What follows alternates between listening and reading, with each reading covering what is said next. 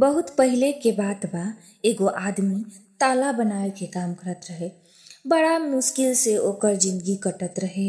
ऊ आपन काम में बड़ा ही कुशल रहे। केहू के तिजोरी खोल लेना ओकर बाएं हाथ के खेल रहे। एक बार एगो जौहरी आपन तिजोरी खोले खातिर ओकरा के बोलैलस। ऊ कुछ ही देर में तिजोरी खोल देलस। तिजोरी बंद अंदर से खाली रहे।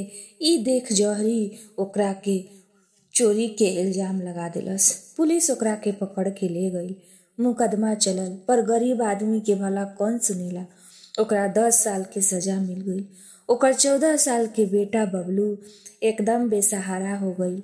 लोग ओकरा के चोर या चोर के बेटा कह के बुलावत रहन और ऊ बड़ा दुखी हो जात रहे। माई तो पहले ही मर गई रही और बाप जेल में, ऊपर से इतना ताना।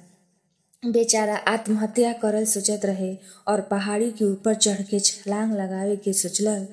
तबे ओकरा नीचे दूगो लोग के छुपते छुपते आते देखलस तो चट्टान के पीछे छिपके ओकरा के देखे लागल। दोनों आदमी आपस में बात करत रहसन और कहे लगलसन, का मूर्ख बनैनी जौहरी के, हमनी के तिजोरी ही बदल देले रही जा, और कह के हंसे लागल। एक अपन झोला से चाबी निकलस और झाड़ी के पीछे के पत्थर हटा के तिजोरी के खोले लागल।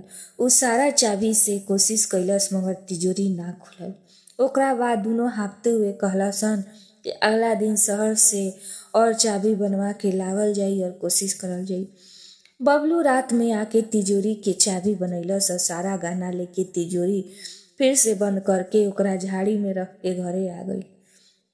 ऊ आपन पहचान छुपा के सेठ हीरामल के पास नौकरी करे के सोचलस। अगला दिन हीरामल के यहाँ भीख मांगते हुए पहुंचल त हीरामल खुदे ही काम करे खातिर पूछलन तो ऊ तैयार हो गई। ऊ हीरामल के अपन 8 साल के बेटा नीलम के तामीरदारी में रख लेलस।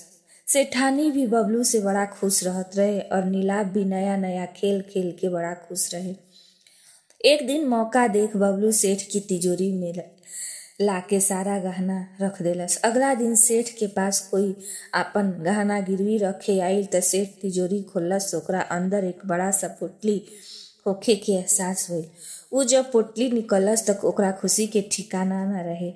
ओकरा सेठानी की बात बतैलस त सेठानी सेठ पर खिसियाए लागल और कहलस कि बेचारा ताला वाला के जेल में डलवा देनी जा। सेठ आपन काम खत्म कैलस और थाना में जाकर आपन शिकायत वापस ले लेलस। जेल से छुटला के बाद ताला वाला रघु सीधा सेठ के वापस घरे लेके आयल और सेठ के धन्यवाद कहे लागल कि ओकर बात पर विश्वास कर ओकरा जेल से छुड़वा देवल गई। बबलू के ओजा देख के ओकरा के गला लगा के रोए लागल त सेठ हीरामल के कान खड़ा हो गई। ऊ चिल्लाते हुए कहलस कि पहले चोरी करेलस और फिर बेटा से चोरी के माल वापस करवावेलस। झूठ चोर। बबलू ई अपमान सुन चिल्ला उठल, कहे लागल कि हाँ, हम ही पोटली तिजोरी में रखनी है, मगर हम अपना घरे से लाके, ना कि पहाड़ी पर पड़ल तिजोरी से निकाल के। ई सुन हीरामल सन रह गई। ऊ बबलू के ऊ जगह देखाए के कहलस तो बबलू ओकरा के उजा ले गइल और बतैलस कि यहाँ रोज 2 लोग आवेलन और ताला खोले के कोशिश करेलन। हीरामल अपन चाबी से तिजोरी खोलस त चौंक गइल। ई त उहे तिजोरी रहे। ऊ पुलिस के बुलैलस और शाम के दोनों व्यक्ति पकड़ल गए। ऊ में से एगो सेठ के भाई रहे और दूसरा व्यक्ति सेठ के ही मुनीम। पुलिस के दबिश से पता चलल कि नया दुकान में शिफ्ट होके के समय ऊ दोनों खाली तिजोरी से भरल तिजोरी के बदल देले रहसन। तिजोरी पर एक ही तरह के डिजाइन होखे के कारण सेठ के धोखा के पता ना चलल। सेठ बबलू और ओकर बाबूजी से माफी मंगलन और ढेर सारा इनाम दिलन। अब बबलू के शहर में आपन दुकान हो गईल। ओकर बाबूजी अक्सर कहत रहन, बेईमानी के 10 दिन और ईमानदारी के 1000 दिन। बबलू के अब एह कथन के अर्थ साफ साफ समझ में आवत रहे।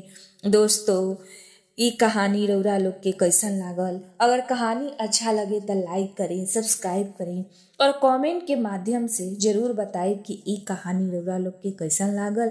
तब तक खातिर धन्यवाद।